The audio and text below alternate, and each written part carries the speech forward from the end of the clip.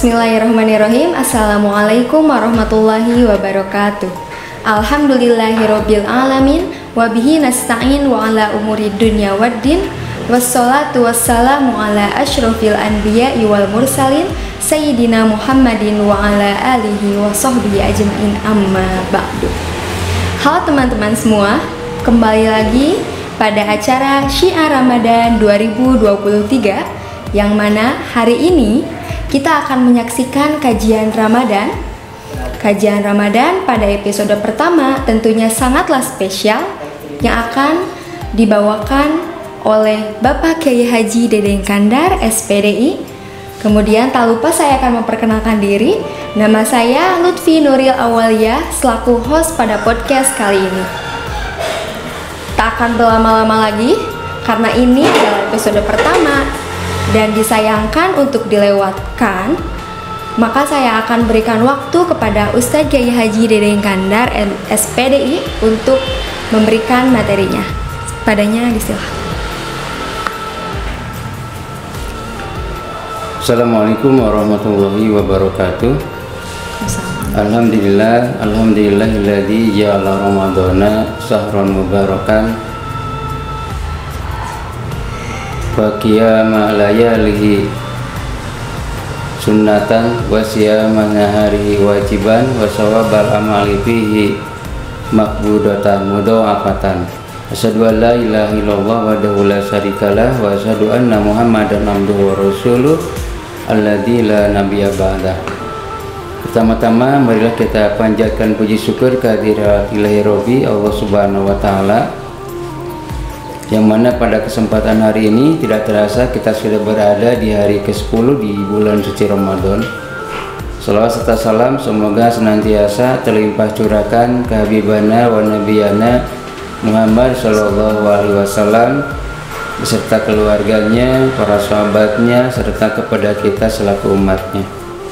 Alhamdulillah pada kesempatan hari ini dalam kegiatan Syiar Ramadan, untuk pertama kali saya dipercaya untuk menyampaikan materi yang berhubungan dengan ibadah puasa di bulan suci Ramadan. Insya Allah tema yang akan Bapak sampaikan sekarang yaitu aktivitas yang dianjurkan di bulan suci Ramadan. Ada beberapa aktivitas yang sangat dianjurkan oleh Nabi Muhammad SAW dikerjakan pada bulan suci Ramadan. Yang pertama adalah berinteraksi dengan Al-Quran. Rasulullah SAW ketika datangnya bulan suci Ramadan senantiasa berinteraksi dengan Al-Quran. Yudarisun Al-Quran, ditemani disertai oleh malaikat Jibril untuk mengetes bacaan Al-Quran maupun mengetes makna dari Al-Quran itu sendiri. Oleh sebab itu, ketika Nabi Muhammad senantiasa berinteraksi dengan Al-Quran di dalam bulan suci Ramadan, maka kita selaku umatnya ketika ada di dalam bulan suci Ramadan hendaklah mengikuti jejak Nabi Muhammad, yaitu berinteraksi dengan Al-Quran. Sebelum jauh tentang berinteraksi dengan Al-Quran, apa itu Al-Quran? Para ulama memberikan definisi Al-Quran dengan bermacam-macam. Ada yang memberikan definisi yang sangat ringkas, ada juga yang memberikan definisi secara panjang lebar. Secara ringkas, definisi Al-Quran itu adalah kalamullah al-mu'jiz, kalam Allah yang merupakan mukjizat. Ada lagi menurut komentar Imam Hudoribik yang menjelaskan bahwasanya definisi Al-Quran adalah lafaz yang berbahasa Arab yang diturunkan kepada Nabi Muhammad SAW secara mutawatir, yang diawali dengan surat Al-Fatihah dan diakhiri dengan surat An-Nas. Itu definisi Al-Quran. Kita bisa lihat ya, setiap hari kita membaca Al-Quran bahwasanya ayat Al-Quran, bahwasanya di dalam mushaf Al-Quran itu diawali dengan surat Al-Fatihah dan diakhiri dengan surat An-Nas. Itu definisi Al-Quran. Yang mana definisi dari awal Al-Quran tersebut dijelaskan pada surat Al-Baqarah, Syahrul Ramadan alladzi unzila fihil Quran. Satu lain ada lagi yang menjelaskan dalam surat Al-Qadar, inna anzalnahu fi lailatul qadar. Kita bahas sedikit proses tentang turunnya ayat kitab suci Al-Quran. Proses turunnya kitab suci Al-Quran itu ada dua kali. Yang pertama ada yang jumlah wahidah secara sekaligus. Yang kedua ada yang secara tafsilan, secara terperinci. Yang secara sekaligus Al-Quran itu diturunkan pada malam Lailatul Qadar sesuai dengan ayat dalam surat Al-Qadar, inna anzalnahu fi lailatul qadar. Sesungguhnya Allah menurunkan kitab suci Al-Quran pada malam Lailatul Qadar. Pada malam Lailatul Qadar Allah menurunkan kitab suci Al-Quran ke Lauhil Mahfuz. Dari Lauhil Mahfuz setelah ditulis oleh para malaikat safaroh kiramim baroroh, kemudian Al-Quran diturunkan ke langit dunia atau satu tempat yang disebut dengan Baitul Izzah namanya. Itu diturunkan secara sekaligus Al-Quran yang terdiri dari 30 juz 114 surat. Kemudian di dalam surat Al-Baqarah Al-Quran pun diturunkan sehingga kita mengenal dalam bulan suci Ramadan ada yang disebut dengan istilah Nuzulul Quran. Biasanya kita peringati pada malam 17 Nuzulul Quran, di mana diturunkannya Al-Quranul Karim. Al-Quran yang diturunkan pada malam 17 Ramadan yang kita dikenal dengan istilah Nuzulul Quran, itu Al-Quran yang diturunkan secara terperinci, yaitu Al-Quran yang ada di Baitul Izzah disampaikan kepada Nabi Muhammad SAW melalui pelantaran malaikat Jibril, diawali dengan surat Al-Alaq ayat 1 sampai 5 sampai dengan surat An-Nas. Itu terjadinya kurang lebih 23 tahun menurut riwayat yang populer. Ada juga yang mengatakan 20 tahun, 22 tahun, 2 bulan, dan 22 hari. Itu ayat Al-Quran yang diturunkan pada malam, pada hari, pada bulan suci Ramadan, tepatnya pada tanggal 17 Ramadan.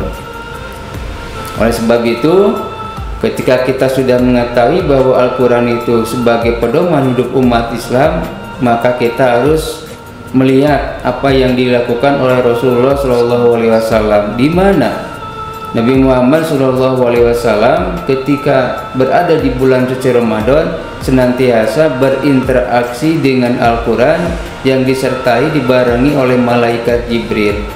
Oleh sebab itu tidak ada salahnya kita selaku umatnya ketika bulan Ramadan itu tiba, kita dianjurkan untuk berinteraksi dengan Al-Quran. Cara berinteraksi dengan Al-Quran bisa dengan membacanya. Kadang-kadang kita mengejar khatam Al-Quran dalam selama bulan suci Ramadan mungkin dikembalikan ke individu masing-masing. Ada yang khatam 1 kali, ada yang 2 kali, dan seterusnya. Akan tetapi pada bulan suci Ramadan itu kita jangan hanya mengejar khatam Al-Quran yang berapa kali yang diulang-ulang tersebut. Akan tetapi pada bulan suci Ramadan itu kita pun harus mempelajari Al-Quran secara maknanya melalui perangkat yang berhubungan dengan ilmu tafsirnya, satu disiplin ilmu yang bisa memahami maksud makna yang tercantum di dalam Al-Quran. Jadi kita tidak hanya memahami Al-Quran mengandalkan terjemahan yang ada, harus dibekali dengan perangkat yang lainnya, ilmu tafsirnya, baik ilmu tafsir secara riwayah maupun ilmu tafsir secara dirayahnya. Banyak lagi hadis yang menjelaskan, yang memotivasi kepada kita untuk senantiasa berinteraksi dengan Al-Quran. Iqra'ul Qur'ana fa innahu ya'ti yaumal qiyamati syafi'an li ashabi. Bacalah Al-Quran karena Al-Quran akan menjadi syafaat penolong di hari kiamat nanti. Yang kedua, ada juga hadis yang menjelaskan nawiru buyutakum bitilawatil Quran. Hiasilah rumah-rumahmu dengan membaca Al-Quran. Oleh sebab itu, momentum bulan suci Ramadan ini marilah kita senantiasa untuk sering berinteraksi dengan Al-Quran, sebagaimana Rasulullah SAW seringkali berinteraksi dengan Al-Quran disertai dengan malaikat Jibril pada bulan suci Ramadan. Yang kedua, amalan yang hendak kita amalkan, yang kita prioritaskan di bulan suci Ramadan ini adalah menyegerakan untuk bersedekah. Sedekah itu adalah memberikan sesuatu kepada orang lain tanpa dibatasi nominalnya, karena dasarnya karena Allah Ta'ala, ataupun istilah lainnya sodakoh. Nah, di bulan suci Ramadan ini kita manfaatkan untuk senantiasa memperbanyak sodakoh kita sesuai dengan kemampuan kita masing-masing. Yang patut Bapak garis bawahi di sini adalah bahwasanya terkadang kalau berbicara sodakoh kita orientasinya kepada materi. Artinya hanya orang-orang kaya, orang-orang yang hanya memiliki uang banyak yang bisa memberikan sodako dan lain sebagainya. Padahal sodako di sini ruang lingkupnya luas. Tabasukuma fi wajhi ahika laka sodakotun. Senyummu terhadap saudaramu itu bagian dari sodako juga. Membuang kotoran, membuang duri yang ada di jalan, yang ada di tempat tetangga kita, itu juga merupakan bagian dari sodako. Oleh sebab itu, sodako di bulan suci Ramadan ini harus kita prioritaskan tanpa hanya terfokus kepada materi saja, termasuk memberikan minum 1 gelas pun itu bagian dari sedekah. Dalam salah satu hadis dijelaskan, mangkana lahu malun falyatasaddaq bimalihi. Barang siapa yang memiliki harta yang melimpah ruah, maka silakan bersedekah dengan hartanya. Wa mangkana lahu ilmun falyatasaddaq biilmihi. Maka barang siapa yang memiliki ilmu pengetahuan, ilmu agama, maka bersedekahlah dengan ilmunya. Wa man kana lahu quwwatun falyatasaddaq bi quwwatihi. Barang siapa yang memiliki kekuatan, memiliki ide yang bagus, gagasan yang cemerlang, di bulan suci Ramadan ini silakan keluarkan, karena itu bagian dari sodako.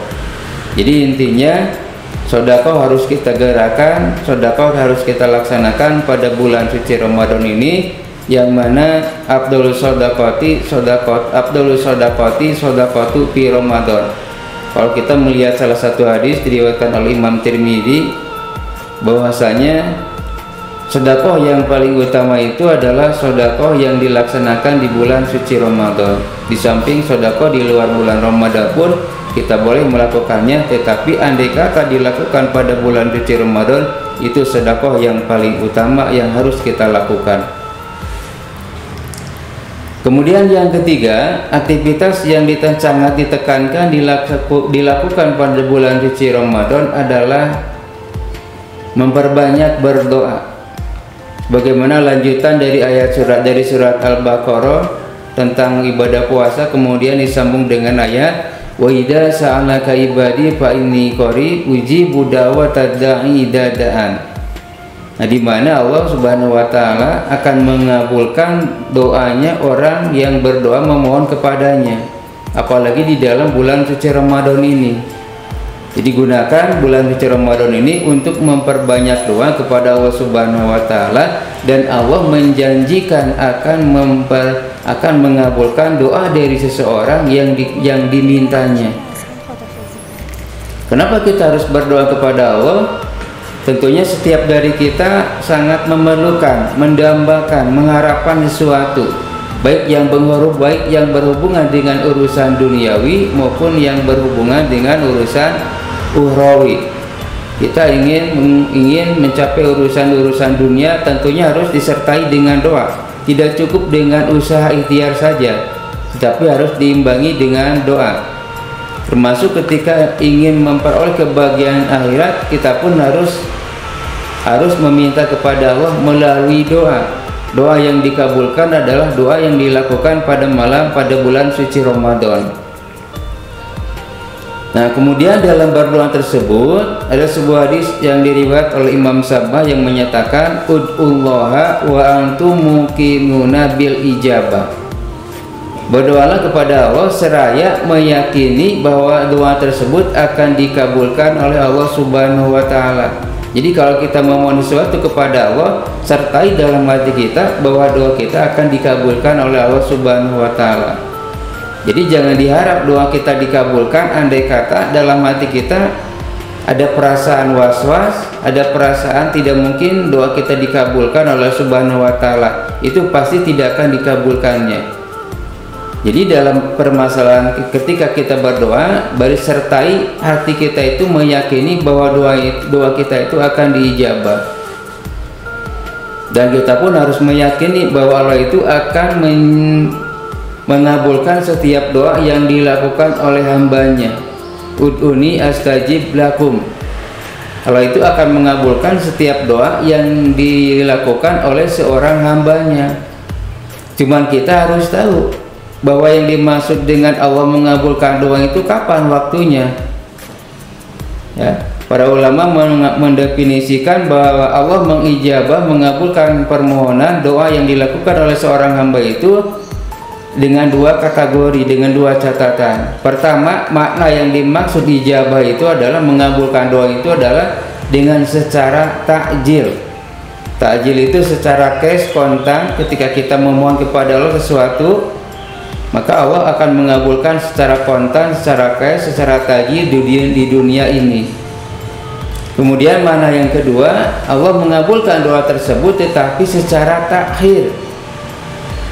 Apa yang kita minta kepada Allah itu akan dikabulkan tetapi dengan takhir. Takhir itu dinantikan, baik dinantikan itu di dunia maupun dinantikan itu nanti di akhirat. Yang penting doa kita dikabulkan. Cuman masalah dikabulkannya doa itu ada yang cash di dunia ini, ada yang diakhirkan di dunia, ada yang diakhirkan nanti di akhirat.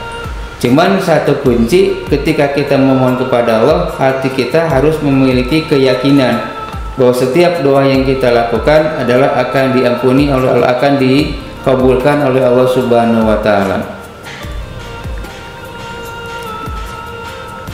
Kemudian yang keempat, di antara aktivitas yang harus kita lakukan di dalam bulan suci Ramadan ini adalah menebar kebaikan. Ibaratnya bulan suci Ramadan ini adalah suatu momentum untuk kita menebar kebaikan dari berbagai macam kebaikan supaya kita lakukan. Termasuk di dalamnya ketika membuang sampah, ketika memberikan minum segelas air, berbuka bagi orang yang berpuasa pun itu merupakan menebar kebaikan bagi orang-orang yang sedang berpuasa. Termasuk yang kelima adalah yang harus kita lakukan di dalam bulan suci Ramadan ini adalah qiyamul lailnya. Kita bangun di keheningan malam untuk melaksanakan sholat malam. Betapa besar banyak padilahnya sholat malam, betapa besarnya hadiah pahala yang akan dilakukan bagi orang yang puasa di siang harinya. Tetapi kita ingat ada salah satu hadis yang menjelaskan banyak orang yang berpuasa di siang harinya tapi tidak mendapatkan sesuatu dari ibadah puasa yang dilakukannya kecuali hanyalah haus dan dahaga saja. Karena ulama membagi kategori puasa menjadi dua bagian.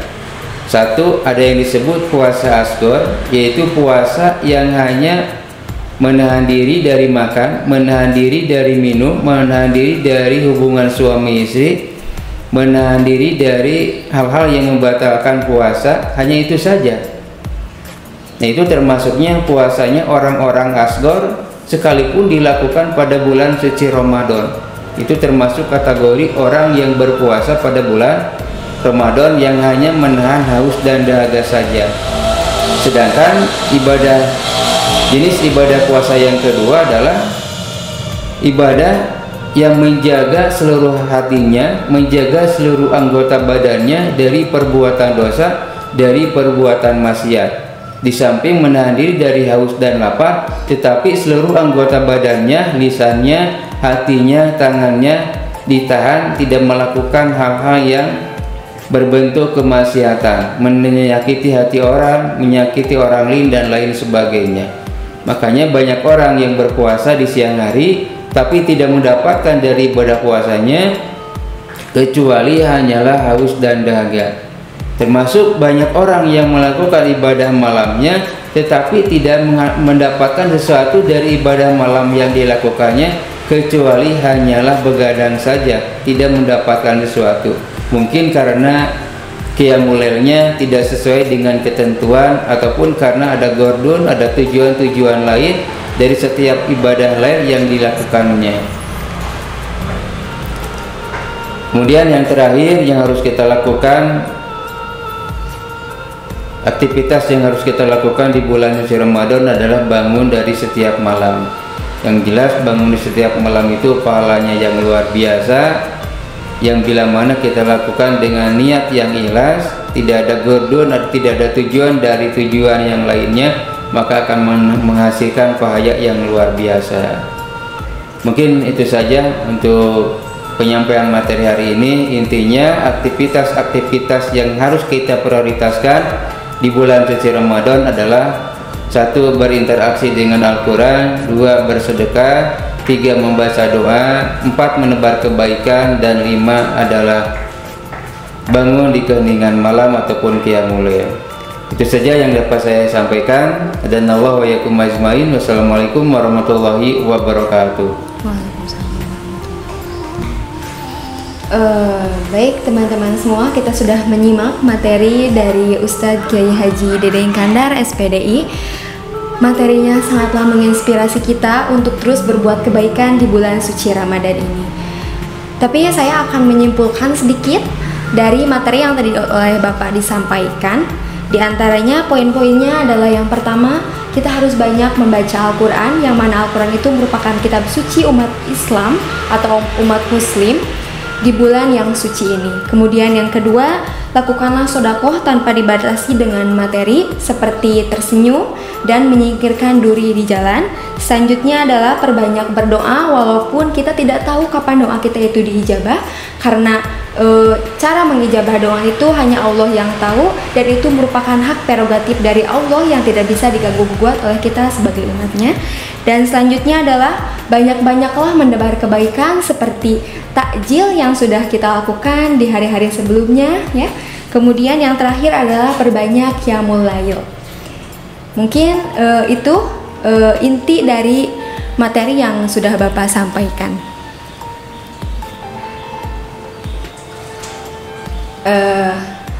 Selanjutnya, karena kita sudah selesai, materi sudah disampaikan, kemudian saya juga sudah membacakan inti dari materinya, maka kiranya kita akan menutup acara pada hari ini. Wallahul muwafiq ila aqwamit thoriq. Assalamualaikum warahmatullahi wabarakatuh.